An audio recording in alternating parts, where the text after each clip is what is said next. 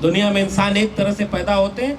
इकलौता देश हमारा है जिसको सोने की चिड़िया कहने वाले कहते हैं कि हमारे यहाँ कुछ लोग मुख से पैदा हुए, कुछ लोग भुजाओं से पैदा हो गए। पता नहीं इस देश के प्रधानमंत्री को अमेरिका में जाके कहना पड़ता है कि हम युद्ध के देश से नहीं आए, हम बुद्ध के देश से आए। मैं सोचता हूँ कई बार वहां जाके बताओ ना कि उस देश में कोई मुख से भी पैदा होता है। ये बात क्यों नहीं बताते? क्योंकि दुनिया हंसेगी आप पर। ये राष्ट्र की जिम्मेदारी है कि वो अपने नागरिकों को साइंटिफिक टेम्परामेंट में ले जाए, और हमने राष्ट्र ऐसे लोगों को सौंप दिया जो सैटेलाइट से चलने वाली टीवी पर बैठकर ये बता रहे कि एक बाबा किस्मत बता रहा है, वो चमत्कार कर रहा है। विज्ञान का उपयोग करके अंधविश्वास फैलाया जा रहा है। चाय बेचने वाला इस देश का प्रधानमंत्री कभी नहीं बन पाता अगर इस देश में बाबा साहब का संविधान लागू ना होता। ये वाक्य बोलना पड़ा है, और ये कद बताता है कि हमारे पुरखे ऐसे लोगों के भी काम आ जाते हैं जो सत्ता पाने के बाद हमारे पुरखों के मिशन को तोड़ने का काम कर रहे हैं। किसी ने एहसान नहीं किया था डॉक्टर अंबेडकर को संविधान सभा के संविधान समिति प्रारूप समिति का अध्यक्ष बना करके। 32 डिग्रियां, 4 पीएचडी की degree, 32 original degree, fake degree नहीं थी बाबा साहब डॉक्टर अंबेडकर की। और मैं किसी की भावना आहत नहीं कर रहा हूं, वरना आजकल नाजुक भावना जो कहते हैं दुनिया में सबसे ताकतवर धर्म हमारा है, उनकी भावना इतनी छुई मुई है कि दो बात बोल दो तो आहत हो जाती है, मुकदमा छोड़ देते हैं। Doctor BR Ambedkar missionary welfare association Mohali के सभी आयोजकों को बहुत शुक्रिया कि आपने बाबा साहब डॉक्टर अंबेडकर की जयंती के इस शानदार समारोह में हमें आमंत्रित किया, सम्मानित किया, और तमाम लोगों से मिलने का मौका दिया। इसके लिए हम आपको बहुत सारी बधाई और शुक्रिया अदा करते हैं। और इस कार्यक्रम में आए हुए आप सभी सम्मानित लोगों को मेरा क्रांतिकारी जय भीम, जय मंडल, जय संविधान है, इंकलाब जिंदाबाद है। बाबा साहब दा कहना सानू हक्का दे विच लड़ना सीखो। अभी जब रत्तू साहब कह रहे थे तो मुझे लग रहा था कि बाबा साहब का ये कहना कि अगर आप जिंदा हैं तो अपने हक के लिए लड़ें, इसका ये भी अर्थ है कि अगर हम अपने हक के लिए नहीं लड़ रहे तो शायद हमारे जिंदा होने पर भी संदेह हो। बहुत शानदार सांस्कृतिक गीतों के जरिए हमारे बीच में एक ऊर्जा, एक उत्साह भरने का काम आपने किया। वो जो गीत एक हम लोग के सामने प्रेमलता जी ने गाया कि वो जो उसका जो तर्जुमा है, मुझे सुमित भाई तो पंजाबी इतनी जानते थे कि उन्होंने शुरुआत पंजाबी में की। मुझे भी खुशी होती कि अगर मुझे पंजाबी आती, और एक वादा करता हूँ अगली बार कभी पंजाब आने का मौका मिलेगा तो शुरू के 2-4 मिनट पंजाबी में ही बोलूँगा। और उस गीत का मजमून ये था कि बाबा साहब की उंगली ये इशारा कर रही है कि उस संसद पर कब्जा करो जहां से इस मुल्क को लोग चलाते हैं। और मुझे खुशी है कि आयोजकों ने जो बैनर बनाया है इसके पीछे उस जगह का संकेत किया है जहां से बहुत कुछ इस देश में होता है। बैठ करके इसी संसद में बैठ करके इस मुल्क को कैसे चलाया जाए ये तय होता है, और जो वहां तय होता है उसका असर हमारे ऊपर पड़ता है। और और इसीलिए पंजाब की जमीन पर खड़े होकर जिन सबसे शुरुआती कुछ लोगों को मैं याद करना चाहूंगा, उसमें मैं देखिए हिंदी का विद्यार्थी हूं, हिंदी साहित्य पढ़ाता हूं, और हिंदी की दुनिया में चूंकि पाली भाषा होने के नाते तथागत बुद्ध की बातें सीधे हमारे पाठ्यक्रम में नहीं है। और जब हम चेतना संपन्न हुए तो अपनी रोशनी की खोज जब करना शुरू किए कि हमारी जड़ें कहाँ हैं, तो उन जड़ों में सबसे पुरानी जड़, सबसे शुरुआती जड़, सबसे गहरी जड़ तथागत बुद्ध की मिलती है। और उसके बाद जो एक दौर आया जिसने इस दुनिया को, पश्चिम वाले लोग उसे रेनेसा कहते हैं, और हमारे यहाँ वो संत भक्त आंदोलन था, संतों की क्रांतिकारी जमीन। और उसमें हम जिन्हें पढ़ते पढ़ाते भी हैं, गुरु रविदास जी को, मैं उनको सबसे पहले याद करते हुए अपनी बात कहना चाहूँगा कि इन आयोजन समिति के लोगों को इसलिए भी शुक्रिया कि उन्होंने गुरु घर के बगल में हमें सम्मानित होने का मौका दिया, क्योंकि हमने अपना कद यहाँ से बड़ा होना महसूस किया है। और उसके बाद लंबी फहरिस्त है संघर्ष करने वाले लोगों की। यूं तो 5 नदियों के बीच का भूगोल, पंच आप, पंजाब, लेकिन उससे भी ज्यादा कुछ रोशनियां ऐसी होती हैं जैसे राष्ट्र किसी भूगोल के नक्शे पर खींच दी गई लकीरों के बीच आने वाला जमीन का टुकड़ा नहीं होता। एक मुल्क होना यह होता है कि वहां के लोग कैसे हों, सब बराबर हों। और इसलिए मैं अपनी वैचारिक जड़ में जब गुरु रविदास को याद करता हूं तो वही बेगमपुरा जिसका इशारा अभी सुमित भाई ने किया कि ऐसा चाहूं राज में जहां मिले सबन को अन्न, छोट बड़ो सब संबस है, रविदास रहे प्रसन्न। उनकी खुशी इस बात में थी कि सब बराबर में रहे, सबको अन्न मिले, सबको सम्मान मिले। तो जो राष्ट्र बनना था, बाबा साहब डॉक्टर अंबेडकर इसलिए भी इस मुल्क के लोगों को याद किए जाने चाहिए कि जिस दौर में हम 2023 में खड़े होकर अपने पुरखों को याद कर रहे हैं, वो दौर कैसा है पंजाब वालों, आप भी इसे महसूस करते होंगे। वो दौर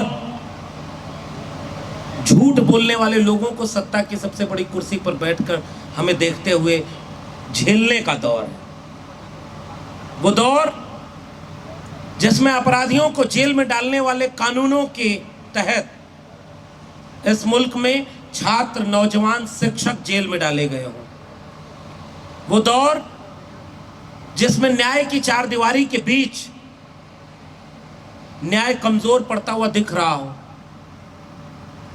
वो दौर जिसमें कोई कितना भी बड़ा झूठ बोल ले उसे भी सच माना जा रहा हो। वो वक्त जब इस देश को नफरत की आग में बांटा जा रहा हो। ऐसे वक्त में हम जिन्हें याद कर रहे हैं वो मोहब्बत की पैरोकारी करने वाले लोग थे। बाबा साहब डॉक्टर अंबेडकर, महात्मा ज्योतिराव गोविंदराव फूले, या लंबी फहरिस्त उन लोगों की है जिन्होंने इस दुनिया को रहने लायक बनाया। और ऐसे मुश्किल वक्त में हम अपने पुरखों को याद कर रहे हैं। और वो याद करना केवल इसलिए नहीं है, कुछ लोग ऐसे भी थे जिन्होंने उस मिशन मूवमेंट को आगे ले चलने के लिए अपना सब कुछ त्याग दिया था। अभी यहां नारा लगा, बाबा साहब का दूसरा नाम कांशी राम, कांशी राम। मुझे कुछ नारों से बेपनाह मोहब्बत है, क्योंकि नारे कई बार होता है, अभी संचालक महोदय नारा लगा रहे थे, बाबा साहब तेरे मिशन पे पहरा देंगे ठोक कर, क्या नारा था सर? बाबा साहब तेरी सोच पे पहरा देंगे ठोक के। आप घंटों भाषण दे लीजिए, उस पर ये 2 लाइन के नारे भारी पड़ते हैं। वो सीधे आपको बताते हैं कि यस हम पहरा देंगे, और वो भी डर के नहीं, सीना ठोक करके पहरा देंगे, क्योंकि उस मिशन मूवमेंट को आगे ले चलना है।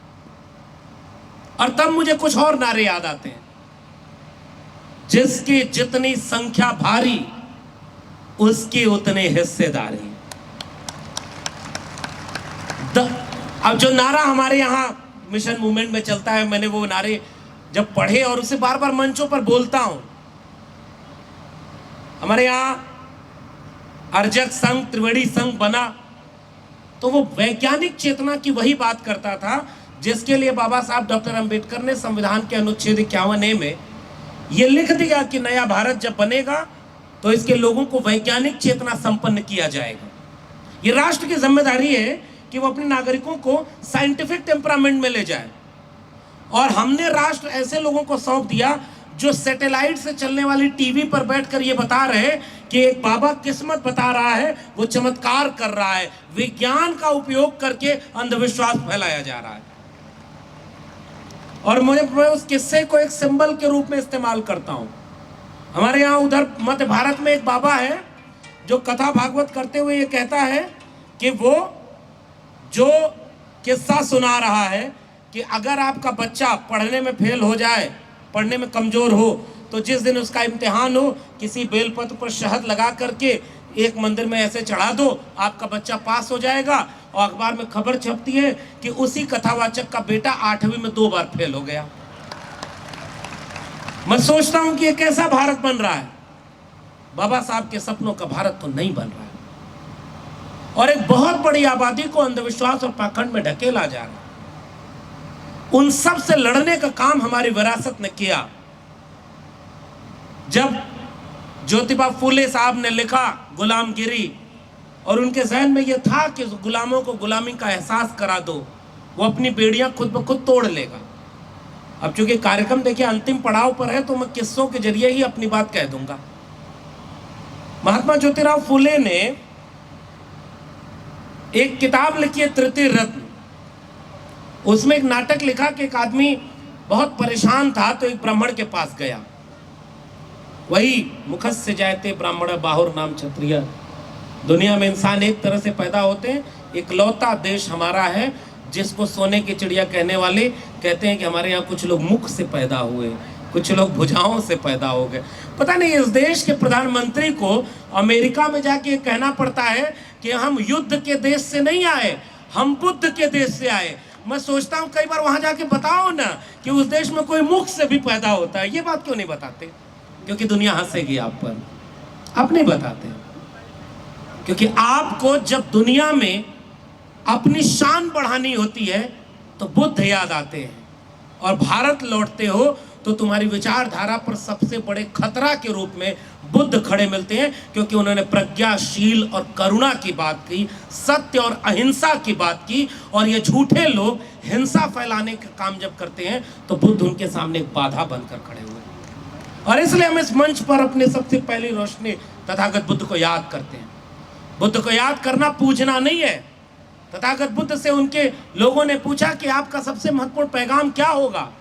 उन्होंने कहा किसी किताब में लिखा हो तो सच मत मान लेना, कोई व्यक्ति कह रहा हो तो सच मत मान लेना, ढेर सारे लोग कह रहे हो तो भी सच मत मान लेना।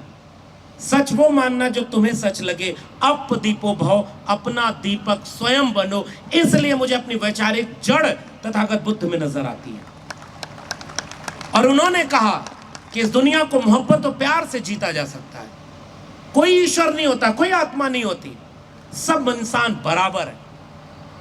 क्यों? क्योंकि उन्होंने प्रज्ञा की बात की, बुद्धि की बात की, शील और करुणा की बात की, मोहब्बत की बात की। और इसलिए मुझे बुद्ध याद आते हैं। उन्हें बुद्ध आते हैं तो ये वोट लेने के लिए। भाई आज गोडसे गोलवलकर हेडगवार दिल में, और 14 अप्रैल को बाबा साहब की मूर्ति के सामने खड़ा होकर चाय बेचने वाला इस देश का प्रधानमंत्री कभी नहीं बन पाता अगर इस देश में बाबा साहब का संविधान लागू ना होता। ये वाक्य बोलना पड़ा है, और ये कद बताता है कि हमारे पुरखे ऐसे लोगों के भी काम आ जाते हैं जो सत्ता पाने के बाद हमारे पुरखों के मिशन को तोड़ने का काम कर रहे हैं। अरे भाई, ये तो हम जानते हैं। चाय बेचने वाला प्रधानमंत्री ही नहीं, इस देश में कोई भी पेशा करने वाला व्यक्ति कहीं भी मुल्क में आगे बढ़ करके कोई भी काम कर सकता है। ये सबको हक देने वाले डॉक्टर भीमराव अंबेडकर थे। उन्होंने भारत का संविधान ही ऐसा बना दिया। अच्छा, आप कल्पना करिए, मैं कभी कभी सोचता हूं, उनके पुरखों को मौका मिला तो उन्होंने लिखा कि इस जाति में अगर आप पैदा हो गए तो आप हत्या कर दोगे तो कोई बात नहीं, कोई सजा नहीं मिलेगी, और इस जाति में पैदा हो गए तो हत्या करने की सजा इनकी हत्या कर दी जाएगी। जातियां समझ रहे ना, मैं नाम नहीं ले रहा हूं, आप इशारा समझ जाइए। कौन सी जाति में पैदा होंगे तो सारी हत्या माफ है। कहानी बना दी, मुहावरा, कि ब्राह्मण का पैसा अगर आपने खा लिया तो कब्र फोड़ करके निकलेगा, और इस देश के कमेरा लोगों, मेहनत कश दलित पिछड़े लोगों का पैसा लूट लो, कब्र में चैन से सो जाओ। कैसा देश बनाया आपने। आप वहां पर लिख रहे हो कि आप इतने कम उम्र का, और वही अभी सुमित भाई ने कहा, मैं दोनों पद पढ़ देता हूं कि उन्होंने क्या लिखा, पूज्य विप्रशील गुणहीना और शूद्र गुण गण ज्ञान प्रवीणा, कि विप्र अगर गुणों से हीन भी हो तो भी उसकी पूजा करो। तो हमारे पुरखे ने क्या लिखा, सुमित भाई ने बताया, पूज्य चरण चंडाल के जो होवे गुण प्रवीण, और पूज्य न विप्र के। अगर कोई हुनरमंद नहीं है तो उसकी पूजा मत करो।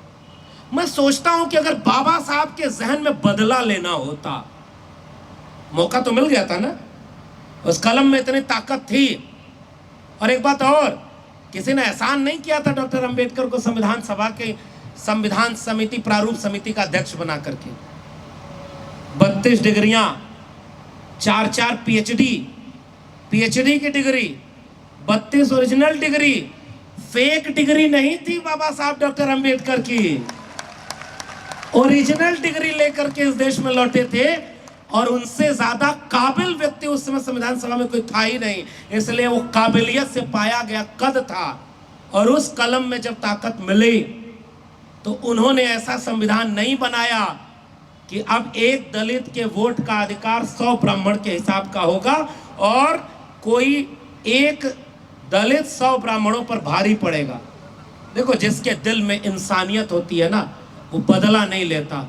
हमारे पुरखे को मौका मिला तो उन्होंने दोनों को बराबर की कद में खड़ा कर दिया। जितनी एक ब्राह्मण की कद, उतना ही एक सबसे निचली पायदान पर खड़े हुए व्यक्ति का कद। एक व्यक्ति एक वोट, और एक वोट की एक कीमत, यह है उनके पुरखे और हमारे पुरखे में अंतर। इन्होंने बदला नहीं लिया, और आज भी कुछ लोग चाहते हैं कि बदला लें।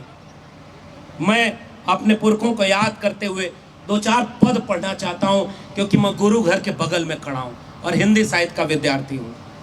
उन पदों में नारे हैं, और उन नारों से मैं अपने एक और पुरखे को याद करना चाहता हूं। उस पाखंडवाद अंधविश्वास के खिलाफ हमारी लड़ाई है। हमारे लोगों ने आंख में आंख डाल करके सच बोलने की बात कही, क्योंकि पाखंड और अंधविश्वास ने इंसान को इंसान से बांटने का काम किया। हमारे पुरखे कबीर ने जब लिखा, काकर पाथर जोर के मस्जिद लई चुनाए ताचड़ मुल्ला बाग दे क्या बहरा हुआ खुदाए, पाथर पूजे हर मिलत तो मैं पूजू पहाड़, ताते ये चाकी भली पीस खाए संसार। ये ऐसा पैगाम है कि जब तक सियासत धर्म मजहब का इस्तेमाल लोगों को लड़ाने और तोड़ने में करती रहेगी, कोई कबीर कोई रैदास सामने खड़ा होकर उन्हें जोड़ने का काम हर वक्त करता रहेगा। आप उन्हें इतिहास के सिलेबस से नहीं निकाल सकते। वो इतिहास की किताब ऐसी नहीं है जिसका सिलेबस बदल के तुम उनको पाठ्यक्रम से निकाल दोगे। आजकल चल रहा है ना, मैं कहता हूं 3 किस्म के लोग हैं दुनिया में। एक वो जो इतिहास लिखते हैं, उनमें हमारे पुरखे थे, फूले, अंबेडकर, पेरियार, बिरसा मुंडा, अब्दुल कयूम अंसारी से होते हुए मान्यवर कांशीराम, इन्होंने इतिहास लिखा है। दूसरे वो लोग होते हैं जो इतिहास पढ़ते हैं, थोड़ी जागरूक लोग हैं, हम अपने पुरखों का इतिहास पढ़ रहे हैं। तीसरी कैटेगरी उनकी होती है जिनको न इतिहास लिखने का मौका मिला न इतिहास पढ़ने का मौका मिला, तो जब कुर्सी पे बैठे तो इतिहास की किताब का सिलेबस बदल कर सोचते हैं कि इतिहास में अमर हो जाए, कि भाई इनको सिलेबस से निकाल देंगे, उनको निकाल देंगे। कबीर रैदास को तुम सिलेबस से भले निकाल दो, तुमने बाबा साहब को सिलेबस में रखा ही नहीं, तुमने महात्मा फुले को सिलेबस में रखा ही नहीं। लेकिन जो लोगों के दिलों में होता है वो किसी सिलेबस का मोहताज नहीं होता। आज देखो पूरे देश में बाबा साहब एक आइकॉन बन करके खड़े हैं, वो किसी सिलेबस के मोहताज नहीं थे। और इसलिए मैं कह रहा हूं कबीर को याद करना, सिलेबस को याद नहीं करना, अपनी मिट्टी को याद करना है। दुनिया ऐसी बावरी पाथर पूछे जाए। आज मैं ऑटो में एक देख रहा था, मैं जिस गाड़ी से आ रहा था उसके सामने लिखा हुआ था, और मैं किसी की भावना आहत नहीं कर रहा हूं, वरना आजकल नाजुक भावना, जो कहते हैं दुनिया में सबसे ताकतवर धर्म हमारा है, उनकी भावना इतनी छुई मुई है कि दो बात बोल दो तो आहत हो जाती है, मुकदमा छोड़ देते हैं। इसीलिए मैं आज जो बात बोलूंगा वो कबीर साहब की बोलूंगा, रविदास जी की बोलूंगा। हिम्मत है तो एक आध मुकदमा ठोक के अपना हश्र देख लो भाई। हमने तो हमें कोई आलोचना करनी नहीं।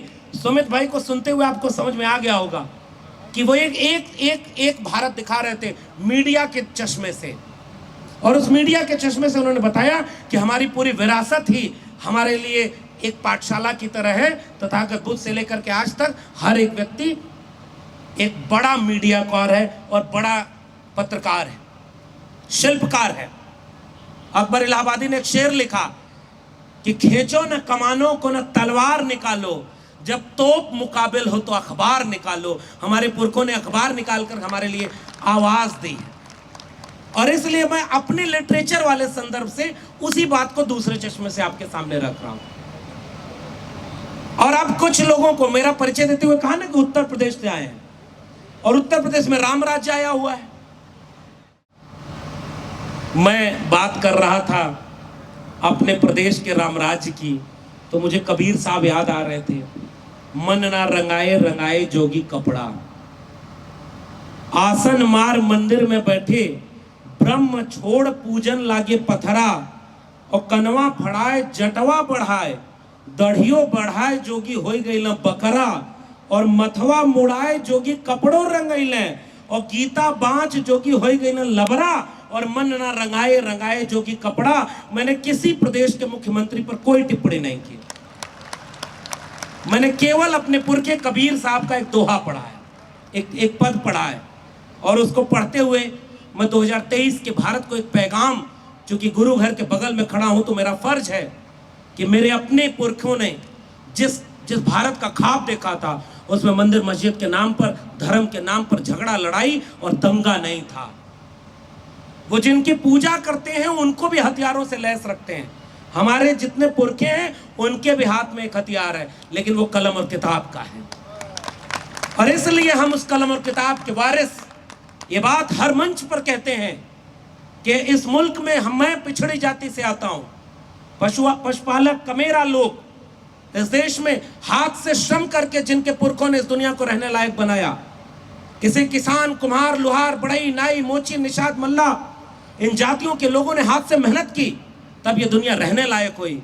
और जब उन्होंने सत्ता काबिज किया तो जो सबसे मेहनतकश जातियां थीं उनको जाति में बांटकर, उनको इंसान में बांटकर उनको इंसान से भी बदतर हालत में पहुंचा दिया। ये किसका नुकसान है? दुनिया में जो लोग हुनरमंद होते हैं उनका सम्मान किया जाता है। इन्होंने देखो जेम्स वाट, इन्होंने भाप का इंजन बनाया, इन्होंने जो है दूरबीन बनाई, इन्होंने टेलीविजन बनाया, इन्होंने जो है साइकिल बनाई। हमारे यहाँ किसका सम्मान किया जाता है? ये जो है सूरज को निगल गए थे, इन्होंने जो है समुद्र पी लिया था। मैं कुछ कह नहीं रहा हूं, मैं बस याद कर रहा हूं कि उनका इतिहास कैसा है। और अभी उन्होंने, सुमित भाई ने कहा ना कि वो पुष्पक विमान आज होता, मैं तो चाहना हूं भाई, अगर पुष्पक विमान बना था तो ये राफेल खरीदने के चक्कर में घोटाला क्यों करना पड़ा भाई? अरे उसी को कैरी फॉरवर्ड करते ना। समय कम है इसलिए अब बात सीधे वही कह रहा हूं। मुझे लगता है कि इस भारत में हमारे पुरखों का भारत कहीं खो रहा है, और वो भारत मोहब्बत प्यार का भारत है। रैदास साहब क्या लिख रहे हैं? जात पात के फेर में उलझ रहे सब लोग, और मानुषता को खात है रैदास जाति का रोग। ये चिंता हमारे पुरखों को थी कि इंसानियत को जो दीमक चाट रहा है उसे मारना है। अफसोस, हर हाथ तिरंगा, हर घर तिरंगा, आज़ादी का अमृत महोत्सव मनाने वाला मुल्क आज भी अपने देश में, अपने भूगोल के भीतर किसी दर्शन सोलंकी को आईआईटी में पढ़ने जाने के बाद भी सांस्थानिक हत्या से नहीं रोक पाया, किसी जितेंद्र मेघवाल को मटका छूने पर मारे जाने से नहीं रोक पाया, किसी को घोड़ी चढ़ने पर मारे जाने से नहीं रोक पाया, किसी हाथरस की बेटी को आधी रात को उसके परिवार वालों की मर्जी के खिलाफ उसके मृत शरीर को पेट्रोल डाल के जलाने से नहीं रोक पाया। अफसोस, हम बाबा साहब को याद करते हुए, अगर आपने कहा कि बाबा साहब तेरी सोच पर पहरा देंगे ठोक कर, मुझे लगता है कि जिम्मेदारी हमारी ज्यादा है। उस जगह पर उन्होंने कहा कि आज कृष्ण करीम राम हरि राघव जब लग एक न पेखा, वेद कतेब कुरान पुरानन सहज एक नहीं देखा। और उस जगह पर उन्होंने कहा कि मस्जिद सो कुछ घिन नहीं, मंदिर सो नहीं प्यार, और दो अल्लाह राम नहीं का रविदास चमार। अपने लोगों ने हिम्मत और हुनर से सीधे सीधे इंसानियत का पाठ पढ़ाया। जाके सिर सब ढोल ढोंत हैं, अजहू फिरे बनारसी आस पासा, आचार सहित विप्र करे दंडवती, तिन तने रविदास दासानुदासा। उस रविदास को मैं याद करते हुए महसूस कर रहा हूं कि मैं उनके सपनों का भारत अभी बनाना बाकी है। और इसलिए उस इतिहास को नारों का जिक्र करते हुए मैं कह रहा था, त्रिवेणी संघर्षक संघ होते हुए 1990 तक का सफर पर ले चलता हूं आपको, कि जो गैर बराबरी है श्रम के नाम पर हमारे लोगों को सम्मान नहीं मिला, हमारे लोगों को अपमानित किया गया। पुनर्जन्म और भाग्यवाद, इनसे निकला ब्राह्मणवाद। ब्राह्मणवाद की क्या पहचान, गिट पिट बोले करे न काम। मानववाद की क्या पहचान, ब्राह्मण और ब्राह्मण दलित एक समान, जिसमें समता की चाह नहीं, वह बढ़िया इंसान नहीं। समता बिना समाज नहीं, बिन समाज जन राज नहीं। जन राज, जनता का राज। और तब उस नारा एक आया कि सन सोपा ने बाधी गांठ, पिछड़ा पावे 100 में 60। और जब पिछड़े समाज के लोगों ने बहुजन समाज मिलकर बनाया, तो उन्होंने उस नारे को बदल कर कहां पहुंचाया कि 100 में 90 शोषित हैं, शोषितों ने ललकारा है। धन धरती और राजपाट पे 90 भाग हमारा है। 10 का शासन 90 पर नहीं चलेगा, नहीं चलेगा। और उस जगह आकर के मैं अपने पुरखे को, एक और पुरखे को याद कर रहा हूं कि आजादी के बाद जो दूसरी लड़ाई बहुजन समाज के लिए लड़ी गई, भारत का संविधान लागू होने के बाद, वो लड़ाई थी मंडल कमीशन लागू करने की। और उसके लिए इसी धरती के एक लाल ने नारा दिया कि मंडल कमीशन लागू करो वरना कुर्सी खाली करो। 600 से ज्यादा रैलियां करने वाले माननीय कांशीराम को मैं यहां से याद करना चाहता हूं। उन्होंने 90% लोगों को एकजुट होकर के बहुजन की बात की थी। और उन माननीय कांशीराम ने क्या नारा दिया कि वोट से लेंगे पीएम सीएम, आरक्षण से एसपी डीएम। और उनके लिए नारा लगा था कि कांशीराम की नेक कमाई तूने सोती कौम जगाई। और वो जगाने वाले लोगों को हम इसलिए याद कर रहे हैं क्योंकि वक्त अब काफी हो गया है। मैं इन पुरखों को याद करके केवल एक गुजारिश करके आपसे जा रहा हूं। इन पुरखों ने, माननीय कांशीराम ने अपने जीवन में एक ही किताब लिखी। उन्होंने कहा कि हमारे पुरखे लिख गए हैं, बाबा साहब ने किताबों को जोड़ा, मैंने लोगों को जोड़ा। और उन लोगों को जोड़ने में उन्होंने सब कमेरा लोगों को एक साथ जोड़ा। और वो बामसेफ DS4 और उसके बाद जब उनको पॉलिटिकल अल्टरनेट बनाने का मौका मिला तो संविधान का मतलब क्या होता है, इस संसद भवन में खड़े होकर उन्होंने ठुकराया कि लोग हमें राष्ट्रपति बनाने आते हैं, अगर हमें बनाना है तो प्रधानमंत्री बनाओ जिनके कलम से लोगों के मुस्तकबिल बदलते हैं। और उन्होंने, माननीय कांशीराम ने ये ख्वाब देखा था कि एक ऐसा मुल्क बनेगा और उस मुल्क की एक गुरु किल्ली होगी। और वो गुरु किल्ली सत्ता की किल्ली थी।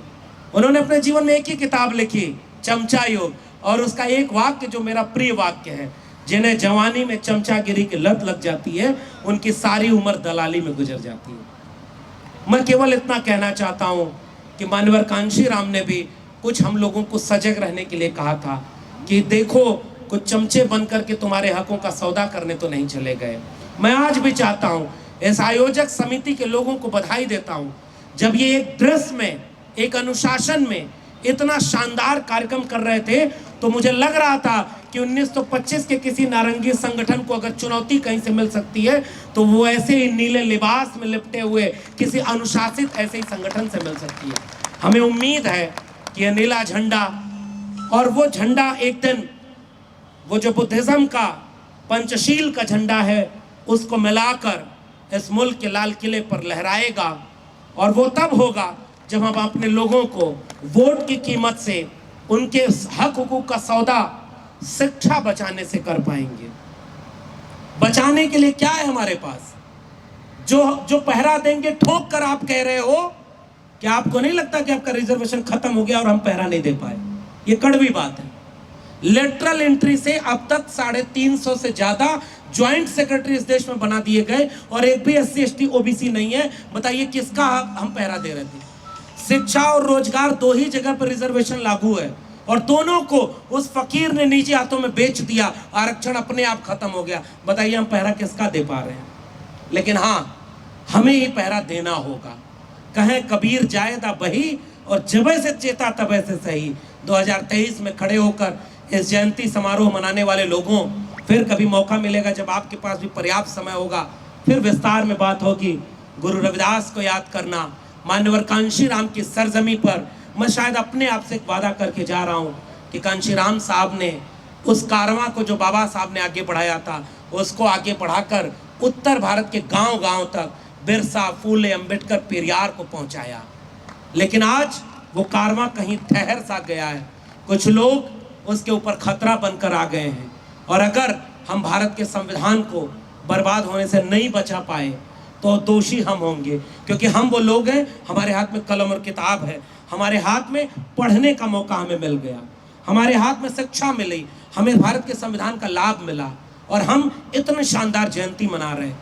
20 साल 25 साल बाद हमारी पीढ़ियां हमसे पूछेंगी कि आप कहीं ऐसा भारत तो नहीं सौंप के जा रहे जिसमें भारत का संविधान ही न बचाओ, और बचाओ तो केवल दिखाने के लिए, क्योंकि कुछ लोग उसे अंदर से दीमक की तरह खा रहे हैं।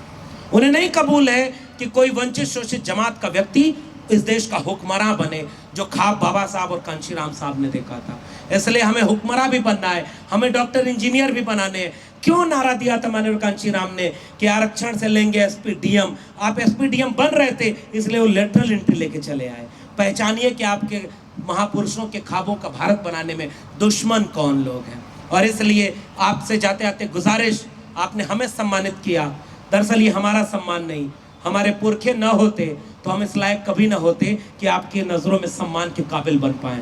लेकिन ये सम्मान तभी जायज़ रहेगा जब हम आने वाली पीढ़ियों के लिए इससे ज़्यादा खूबसूरत दुनिया छोड़ कर जाएंगे।